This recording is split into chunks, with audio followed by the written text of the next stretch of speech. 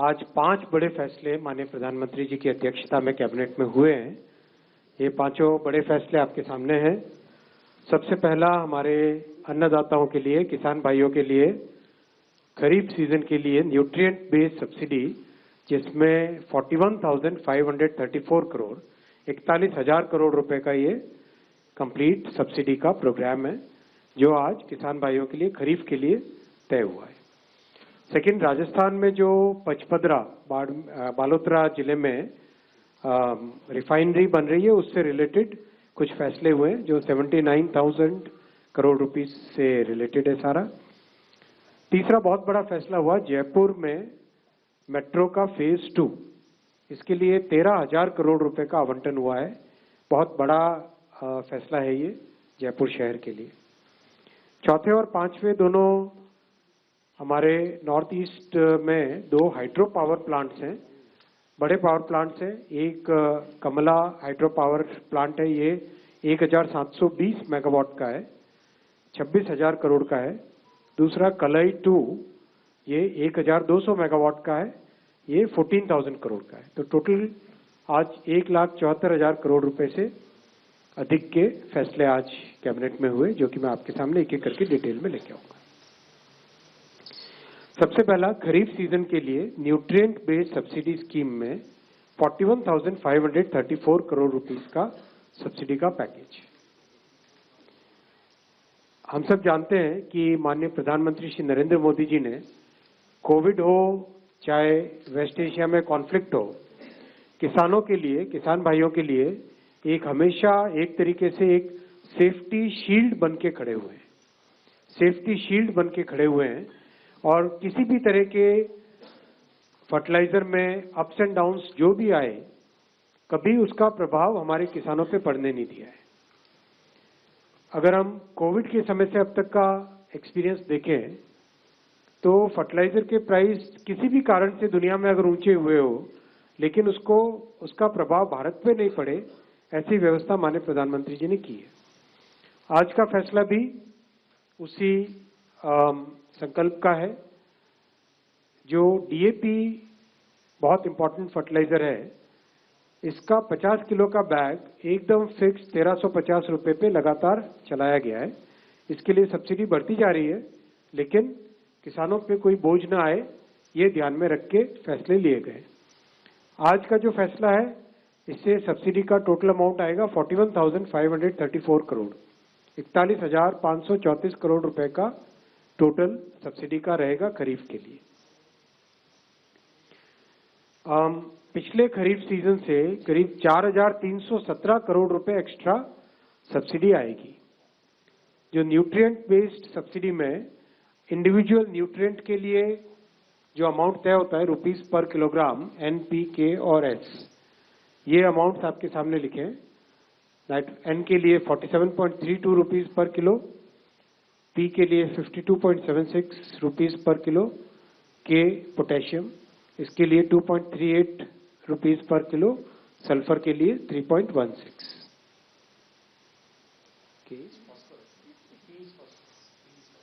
P phosphorus and nitrogen, right? ऐसे ही पास होते थे एग्जाम में भी, पूछ के। Additional measures to protect farmers में बेसिकली TSP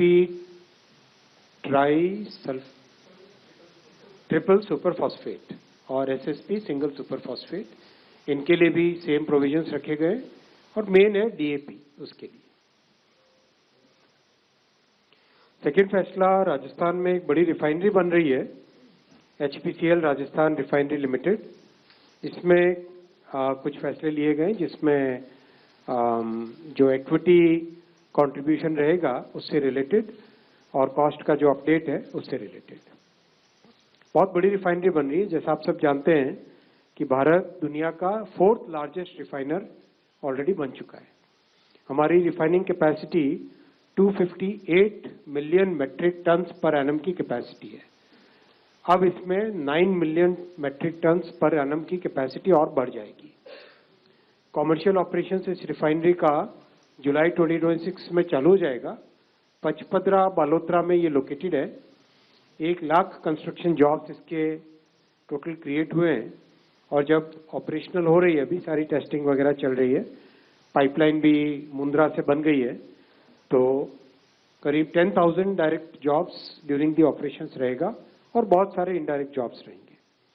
2 क्रूड इसमें रहेंगे। एक तो क्रूड रहेगा जो राजस्थान में मिलता है, दूसरा जो इंपोर्टेड क्रूड होगा वो भी यहाँ पर रिफाइन होगा। कुछ पिक्चर्स है इसके रिफाइनरी बनने के टाइम के। बहुत अच्छी रिफाइनरी बनी है, बहुत ही मॉडर्न है, एनर्जी एफिशिएंसी में बहुत इसका नाम है और ये जीरो लिक्विड डिस्चार्ज, इतनी बड़ी इंडस्ट्रियल कॉम्प्लेक्स वो भी रिफाइनिंग में, लेकिन जीरो लिक्विड डिस्चार्ज इसने हासिल किया है। जो कॉम्प्लेक्सिटी का इंडेक्स होता है उस पे भी ये इंडिया में सेकंड नंबर पे है।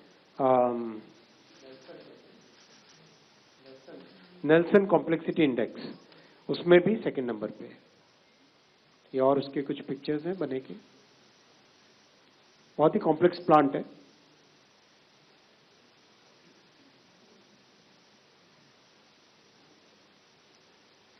साथ ही साथ इसमें और भी कई चीजों के प्रोडक्शन इसमें साथ में होंगे।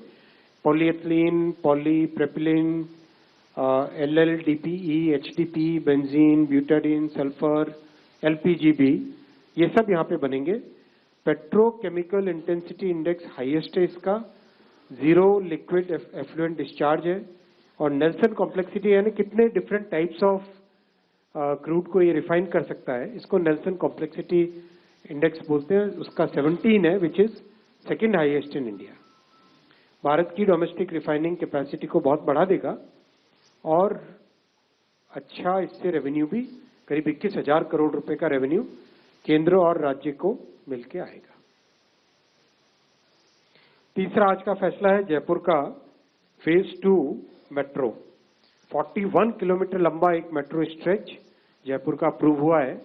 जयपुर बहुत बड़ा शहर बन चुका है, हम सब जानते हैं, करीब करीब 50 लाख की पॉपुलेशन पे पहुंच चुका है और बहुत बड़ा conference, tourism, health care, education, इन सब सेक्टर्स के लिए, इन सब एक्टिविटीज के लिए जयपुर एक बड़ा प्रसिद्ध स्थान बन चुका है और दिल्ली से नजदीकी होने का भी एक लाभ है। प्लस जो बहुत बड़ा इतिहास है जयपुर का, बहुत ही समृद्ध इतिहास है और बहुत ही रिच कल्चर है, उन सबको ध्यान में रखते हुए जयपुर का फेज 1 जो ऑपरेशनल है ऑलरेडी, इसमें ऐड हो रहा है आज फेज 2। ये आपको मैप में फेज 1, फेज 1A, 1B, फिर 1C ये बना पुराना, और 1D अभी अंडर कंस्ट्रक्शन चल रहा है।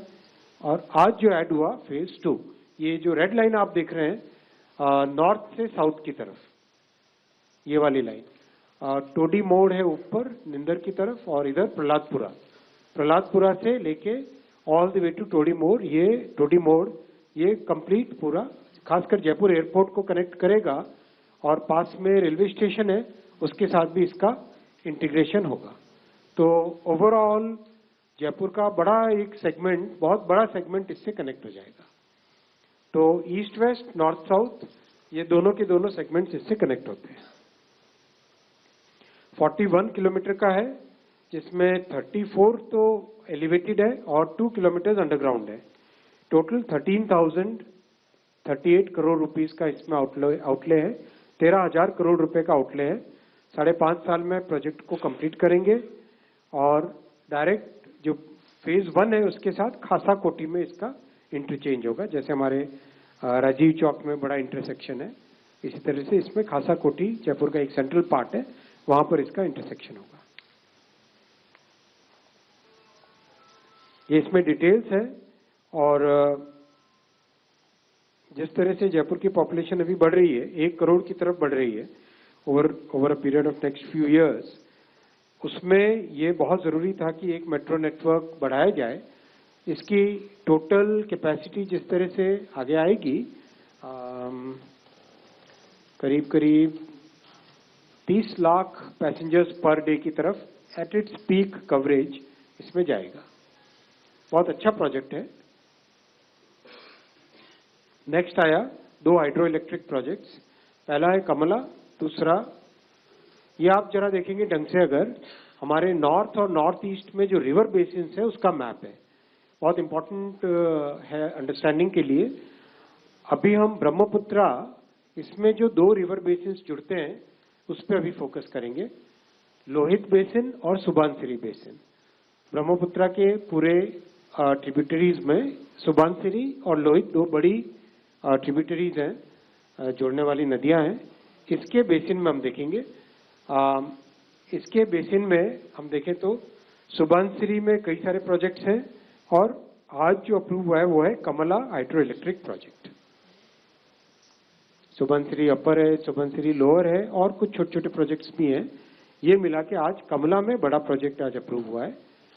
ये कमला एचपी का मैप पे प्रोजेक्ट इसमें दिखाया है, और ये प्रोजेक्ट की डिटेल्स है। 26,000 करोड़ रुपीस का इन्वेस्टमेंट इसमें होएगा, और 1720 मेगावाट्स का हाइड्रो इलेक्ट्रिक प्रोजेक्ट है।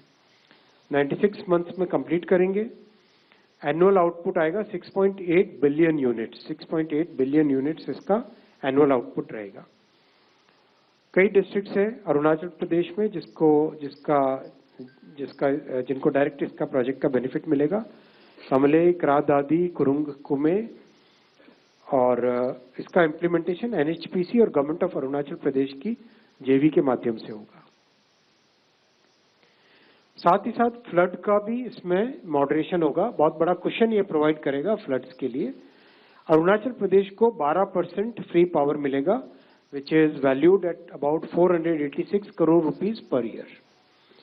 ग्रिड की स्टेबिलिटी बढ़ेगी, और बहुत इंपॉर्टेंट है, ऐसे प्रोजेक्ट्स में कई किलोमीटर रोड्स और ब्रिजेस बनते हैं। तो आप देखोगे इसमें 196 kilometre of roads and bridges इस प्रोजेक्ट में बनेंगे। जैसे चिनाब रिवर जब बनी तो उसमें 200 किलोमीटर से ज्यादा रोड्स बनी, जो कि उस पूरे एरिया के लिए बेनिफिट होता है। करीब 2800 पर्सनल लगातार इसमें कंस्ट्रक्शन के टाइम में लगेंगे। सेकेंड है कलाई 2 हाइड्रो इलेक्ट्रिक प्रोजेक्ट, जो आपने अभी देखा था। सुबनसिरी और कलाई सुबनसिरी और लोहित, इन दोनों जो बेसिन्स हैं, इन दोनों में सुबनसिरी में कमला और कलाई है लोहित वाले बेसिन में। अंजाव डिस्ट्रिक्ट अरुणाचल प्रदेश में, और 14,106 करोड़ रुपीस का इसकी कॉस्ट रहेगी। 1,200 मेगावाट्स, बड़ा प्रोजेक्ट है, बहुत बड़ा प्रोजेक्ट है ये। 78 मंथ्स में कंप्लीट करने का प्लान है। एनुअल आउटपुट रहेगा 4.8 बिलियन यूनिट्स, 4.8 बिलियन यूनिट्स रहेगा। और टीएचडीसी और गवर्नमेंट ऑफ अरुणाचल प्रदेश के जेवी से ये बनेगा। इसमें भी अरुणाचल प्रदेश को 12% फ्री पावर मिलेगा, और 29 किलोमीटर की रोड्स, ब्रिजेस और कल्वर्ट्स इसमें बनेंगी इसके प्रोजेक्ट के साथ साथ। बहुत इंपॉर्टेंट प्रोजेक्ट है ये भी। ये देश की जो ग्रीन एनर्जी की जर्नी है, उसमें ये दोनों प्रोजेक्ट्स बहुत इंपॉर्टेंट रोल करेंगे। ओवरऑल माननीय प्रधानमंत्री श्री नरेंद्र मोदी जी की इस ऐतिहासिक थर्ड टर्म में पिछले जून 24 से अब तक 51 रेलवे प्रोजेक्ट्स बड़े सैंक्शन हुए कैबिनेट में, जो कि 1,84,000 करोड़ रुपीस के हैं। हाईवे प्रोजेक्ट्स करीब 30 हुए, जो कि 2,54,000 करोड़ रुपीस के हैं। 11 मेट्रो प्रोजेक्ट्स, जिसमें आज जयपुर का जुड़ा, 1,44,000 मेट्रो प्रोजेक्ट करोड़ रुपीस के प्रोजेक्ट्स। 5 नए एयरपोर्ट्स और मॉडिफाइड उड़ान स्कीम अप्रूव हुई है, 37,000 करोड़ रुपीस के। पोर्ट और शिपिंग में 1,45,000 करोड़ रुपीस के टोटल प्रोजेक्ट्स अप्रूव हुए, और रोपवे में 6,800 करोड़ रुपीस। हाइड्रो प्रोजेक्ट्स में आज 2 नए जुड़े, 71,000 करोड़ रुपीस के hydro projects. Industrial smart cities और इंडस्ट्रियल पार्क्स में 62,000 करोड़ रुपीस, और प्रधानमंत्री आवास योजना में 5,36,000 करोड़ रुपीस, और जल जीवन मिशन में 8,70,000 करोड़ रुपए। ओवरऑल 23 लाख करोड़ से ज्यादा के प्रोजेक्ट्स अप्रूव हुए इन कुछ महीनों में, जो कि माननीय प्रधानमंत्री जी की ये ऐतिहासिक थर्ड टर्म है। राजनीति हो या क्रिकेट, देश विदेश की ब्रेकिंग हो या आपके मोहल्ले की बड़ी खबर, सब मिलेगा एक ही ऐप में, सबसे तेज और भरोसेमंद। अभी डाउनलोड करें दैनिक भास्कर डिजिटल।